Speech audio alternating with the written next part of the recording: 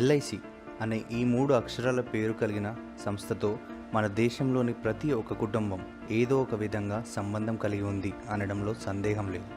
మీకు నమ్మశక్యంగా లేకపోతే ఈ వీడియో పూర్తిగా చూశాక మీరే ఆలోచించండి, నిజమా కాదా అని.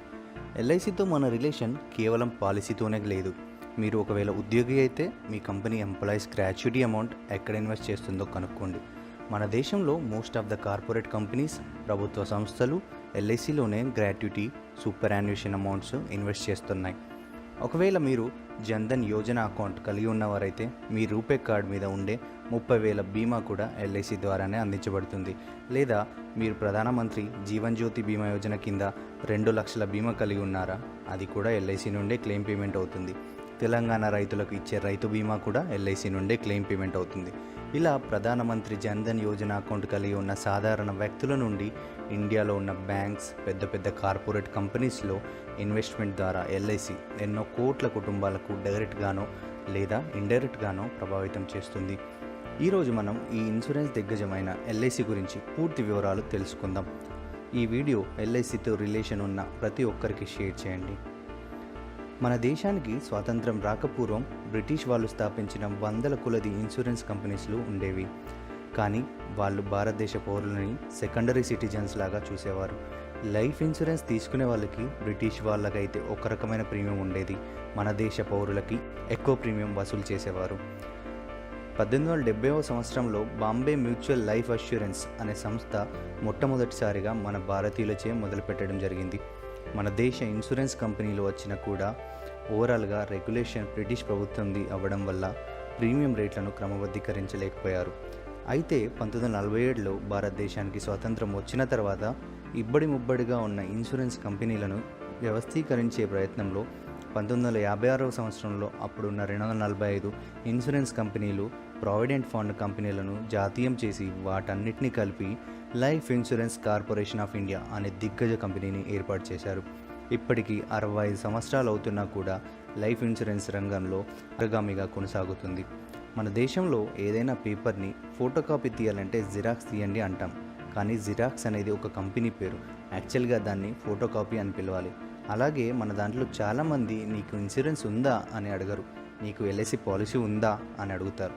అంతలా భారతదేశంలోని గ్రామాల్లో కూడా ఎల్ఐసి తమ సేవల ద్వారా కీర్తి గడించింది. ప్రతి గ్రామంలో డాక్టర్ ఉంటాడో లేడో తెలియదు, కానీ ఎల్ఐసి ఏజెంట్ అయితే ఖచ్చితంగా ఉంటాడని ఒక నానుడిలా మారిపోయింది.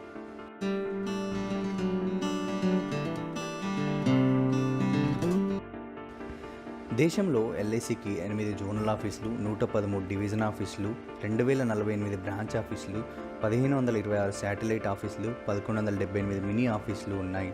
ఇందులో చాలా వరకు సొంత బిల్డింగ్సే. అంతేకాదు ముంబైలో ఉన్న ఎల్ఐసి హెడ్ ఆఫీస్ బిల్డింగ్లో ఉన్న పెయింటింగ్స్కి కొన్ని వందల కోట్ల వాల్యూ ఉంటుందని ఒక అంచనా. చెన్నైలో ఉన్న ఎల్ఐసి బిల్డింగ్ 15 ఫ్లోర్స్ 177 ఫీట్ల ఎత్తుతో చెన్నైలోనే టాలెస్ట్ బిల్డింగ్గా ఉండేది. ఇలా ఎన్నో పెద్ద పెద్ద సిటీస్లో మంచి మంచి ఏరియాస్లో వందల బిల్డింగ్స్ ఉన్నాయి ఎల్ఐసికి. తాము వాడే బిల్డింగ్స్ కాకుండా బయట రెంట్కి కూడా ఇచ్చి సంవత్సరంలో 300 కోట్ల పైచిలకు రెంట్ల ద్వారా ఆదాయం సమకూర్చుకుంటుంది. దేశంలో ఉన్న మిగతా 23 లైఫ్ ఇన్సూరెన్స్ కంపెనీల ఏజెంట్లందరినీ కలిపితే 10 లక్షలు ఉంటే కేవలం ఒక ఎల్ఐసికి ఉన్న ఏజెంట్ల సంఖ్య 12 లక్షల పైచిలుకు. ఇక ఎల్ఐసిలో ఉన్న వ్యక్తిగత పాలసీ హోల్డర్ల సంఖ్య 31 కోట్లకు పైనే. దేశాల జనాభా ఆధారంగా చూస్తే కేవలం చైనా, ఇండియా, యుఎస్ఏలు మాత్రమే ఎల్ఐసి పాలసీ హోల్డర్ల సంఖ్య కంటే ఎక్కువ జనాభా కలిగి ఉన్నాయి. అంటే జనాభా పరంగా చూస్తే ఎల్ఐసి ప్రపంచంలోనే 4వ అతిపెద్ద దేశం అవుతుంది.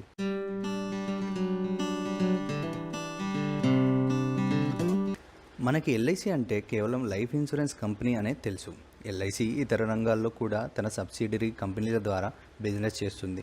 ఎల్ఐసి హెచ్ఎఫ్ఎల్ పేరుతో ఇండియాలోని 2వ అతిపెద్ద ప్రైవేట్ హౌసింగ్ ఫైనాన్స్ కంపెనీగా ఉంది. ఎల్ఐసి మ్యూచువల్ ఫండ్స్ పేరుతో అసెట్ మేనేజ్మెంట్ కంపెనీ కూడా ఉంది. ఎల్ఐసి కార్డ్స్ అనే కంపెనీ ద్వారా ఎంప్లాయీస్, ఏజెంట్స్, పాలసీ హోల్డర్స్కి లైఫ్ టైం ఫ్రీ క్రెడిట్ కార్డ్స్ని అందిస్తుంది. ఎల్ఐసి పెన్షన్ ఫండ్ ద్వారా ఎన్పిఎస్ లాంటి ఫండ్స్ని మేనేజ్ చేస్తుంది. అంతేకాకుండా రీసెంట్గా ఐడిబిఐ బ్యాంకులో కూడా 51% వాటా కొనడం ద్వారా ఇప్పుడు ఆ బ్యాంకులో మేజర్ షేర్ హోల్డర్గా మారింది. ప్రస్తుతం ఎల్ఐసి చైర్మనే ఈ బ్యాంక్ కూడా చైర్మన్గా ఉన్నారు. ఎల్ఐసి బ్యాంకులో వాటా కొనకముందు ఈ బ్యాంకులో ఎన్నో ఎన్పిఎస్తో నష్టాలలో కూరుకుపోయింది. కానీ ప్రస్తుతం లాభాల బాటలో నడుస్తుంది.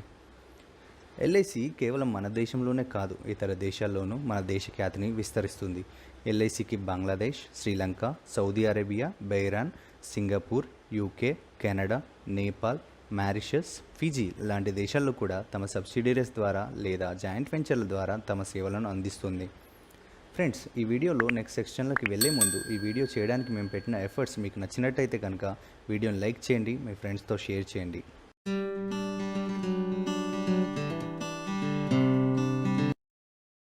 ఏదైనా ఇన్సూరెన్స్ పాలసీ తీసుకున్నప్పుడు ఆ ఇన్సూరెన్స్ కంపెనీ యొక్క సాల్వెన్సీ రేషియో చూడాలని అంటారు.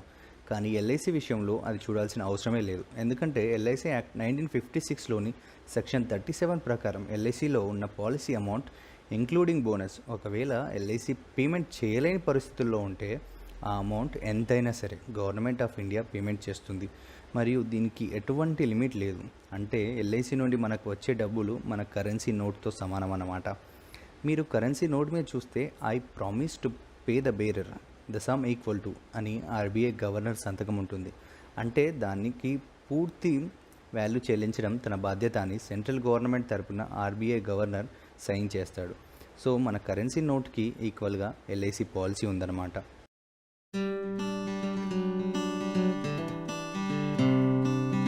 1956లో కేవలం 5 కోట్ల మూలధనంతో మొదలైన ఎల్ఐసి ఇప్పుడు ప్రతి సంవత్సరం 50,000 కోట్లకు పైన సర్ప్లస్ని సంపాదిస్తుంది.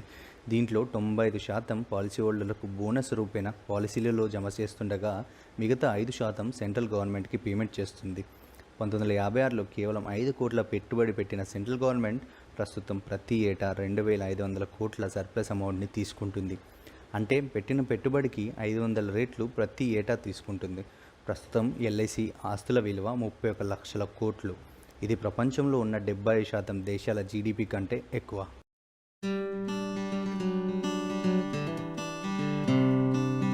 మన దేశానికి ఎప్పుడు ఫండ్స్ అవసరమైన ప్రభుత్వాలకి ఎల్ఐసియే తమ అమ్ములపుది. Railways, roads, highways, port development, electricity, drinking water projects, ఇలా ఎలాంటి ప్రాజెక్ట్స్ అయినా ఎల్ఐసి ఇన్వెస్ట్మెంట్ ఉంటుంది. 12వ పంచవార్షిక ప్రణాళికలో ఎల్ఐసి సంవత్సరానికి 3.5 లక్షల కోట్ల మేర కంట్రిబ్యూట్ చేసిందంటే మన దేశానికి కావాల్సిన ఇన్ఫ్రాస్ట్రక్చర్ డెవలప్మెంట్లో ఎల్ఐసి ఎంత కీలక పాత్ర పోషిస్తుందో అర్థం చేసుకోవచ్చు. రీసెంట్గా రైల్వేస్కి 1,50,000 కోట్ల రూపాయల లోన్ రూపంలో ఇవ్వడం జరిగింది.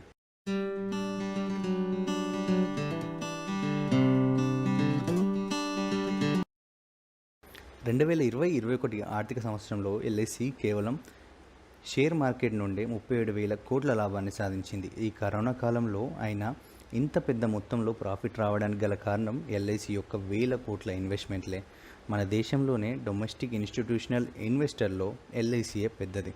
అందుకే మీరు ఏ రంగంలోని కంపెనీస్ని చూసినా ఎల్ఐసి యొక్క షేర్ హోల్డింగ్ ఉంటుంది. ఫర్ ఎగ్జాంపుల్, సాఫ్ట్వేర్ సెక్టార్లో చూసుకుంటే దేశంలో అతిపెద్ద సాఫ్ట్వేర్ కంపెనీ అయిన టీసీఎస్లో 3.89% షేర్ హోల్డింగ్ కలిగి ఉంది. అంతేకాకుండా ఇన్ఫోసిస్లో 5.87%, విప్రోలో 3.7% కలిగి ఉంది. ఇండియాలో ఉన్న చాలా బ్యాంక్స్లో ఎల్ఐసి షేర్ హోల్డింగ్ కలిగి ఉంది. అంతేకాదు ఎస్బీఐ, యాక్సిస్ బ్యాంక్ లాంటి పెద్ద పెద్ద బ్యాంక్స్లో బోర్డు మెంబర్గా కూడా ఉంది. ఎస్బీఐలో 9.25%, బ్యాంక్ ఆఫ్ బరోడాలో 4.61%, పంజాబ్ నేషనల్ బ్యాంక్లో 7.63%, కెనరా బ్యాంక్లో 8.11%, యాక్సిస్ బ్యాంక్లో 8.19%, ఐసిఐసిఐలో 8.23%, హెచ్డిఎఫ్సిలో 3.39% షేర్తో ఇలా ఆల్మోస్ట్ అన్ని ప్రైవేట్ ప్రభుత్వ రంగాల బ్యాంక్స్లో షేర్ హోల్డింగ్ కలిగి ఉంది. ప్రభుత్వ ఆయిల్ కంపెనీలైన బీపీసీఎల్లో 5.66%, హెచ్పిసిఎల్లో 2.08%, ఐఓసిఎల్లో అంటే ఇండియన్ ఆయిల్లో 7.68% వాటా కలిగి ఉంది. ఇక మీరు వాడే వెహికల్స్ కంపెనీలో కూడా ఎల్ఐసి షేర్ కలిగి ఉంది. హీరో మోటోకార్ప్లో 7.42%, అశోక్ లేలాండ్లో 1.36%, ఐచర్ మోటార్స్లో 1.56%, టీవీఎస్ మోటార్స్లో 6.46%, బజాజ్ ఆటోలో 7.95%, మారుతి సుజుకీలో 4.95%. అంతేకాదు మనం ఇంజిన్స్లో వాడే క్యాస్ట్రల్ ఇంజిన్ ఆయిల్ కంపెనీలో కూడా 11.32% షేర్ని కలిగి ఉంది. ఇక Aashirvaad salt, Sunfeast biscuit, వింగో chips తయారు చేసే ఐటీసీలో 16.25% షేర్ ఉంది. బ్రిటానియా కంపెనీలో 4.31%, హిందుస్థాన్ యూనిలివర్లో 3.43%, నెస్లేలో 1.9% షేర్ హోల్డింగ్ ఉంది. ఇక దేశంలో అతిపెద్ద ఇన్ఫ్రాస్ట్రక్చర్ కంపెనీ అయిన ఎల్ఎన్టీలో 13.9% షేర్ కలిగి ఉంది. ఇలా ప్రతి సెక్టార్లో దాదాపు 200 పైన కంపెనీలలో ఎల్ఐసి తమ ఇన్వెస్ట్మెంట్లను కలిగి ఉంది.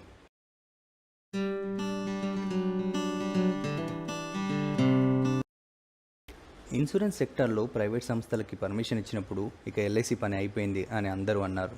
కానీ ఇప్పటికి 21 సంవత్సరాలైన లైఫ్ ఇన్సూరెన్స్లో ఎల్ఐసి మార్కెట్ షేర్ 70% పైనే ఉంది. అంటే ఇంకా మిగతా 23 ప్రైవేట్ ఇన్సూరెన్స్ కంపెనీల మార్కెట్ షేర్ మొత్తం కలిపితే కూడా 30% మాత్రమే.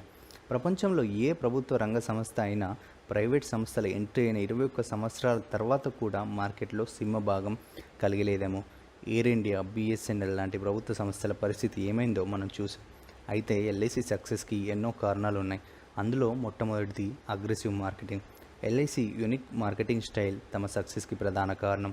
రీసెంట్గా హిందూ బిజినెస్ లైన్ మీడియా సంస్థ అధినేత ఎల్ఐసి చైర్మన్ ఎంఆర్ కుమార్ గారిని ఆహ్వానించి తమ మార్కెటింగ్ ఫోర్స్కి ఎల్ఐసి యొక్క మార్కెటింగ్ టిప్స్ తెలియజేయాలని కోరడం ఎల్ఐసి యొక్క అద్భుతమైన మార్కెటింగ్ మెకానిజం గురించి తెలుపుతుంది. ఎల్ఐసి మార్కెటింగ్ స్ట్రాటజీని ఇంప్లిమెంట్ చేయడంలో మార్కెటింగ్ ఫోర్స్ కీలక పాత్ర పోషిస్తుంది. ఎల్ఐసి యొక్క 12 లక్షల ఏజెంట్లు, డెవలప్మెంట్ ఆఫీసర్లు ఎల్లప్పుడూ పాలసీ హోల్డర్లకి అందుబాటులో ఉండి వాళ్ళకి సర్వీసింగ్ చేసి పెట్టడం, పాలసీ తీసుకున్నప్పటి నుండి క్లెయిమ్ పేమెంట్ వరకు మొత్తం పాలసీ హోల్డర్లకు ఎటువంటి ఇబ్బంది కలగకుండా చూసుకోవడం ఒక ఎత్తు అయితే, రూపాయి లంచం లేకుండా ₹1 రెవెన్యూ స్టాంప్తో లక్షల రూపాయల క్లెయిమ్స్ పేమెంట్ చేయడం అనేది ఎల్ఐసి నిజాయితీకి నిలువెత్తు నిదర్శనం. ఇలాంటి ఎన్నో గొప్ప విశేషాలు ఉండడం వల్లనే ఎల్ఐసి ఈ అనితర సాధ్యమైన రికార్డులను తిరిగి రాస్తుంది. ఇప్పటికైనా ఒప్పుకుంటారా? ఎల్ఐసి మన అందరి జీవితాన్ని డైరెక్ట్గానో ఇండైరెక్ట్గానో ప్రభావితం చేస్తుందని. ఫ్రెండ్స్, ఈ వీడియోలో మేము పెట్టిన ఎఫర్ట్స్ మీకు నచ్చినట్లయితే please like the video, share with your friends and subscribe to our channel. Thank you. జై హింద్.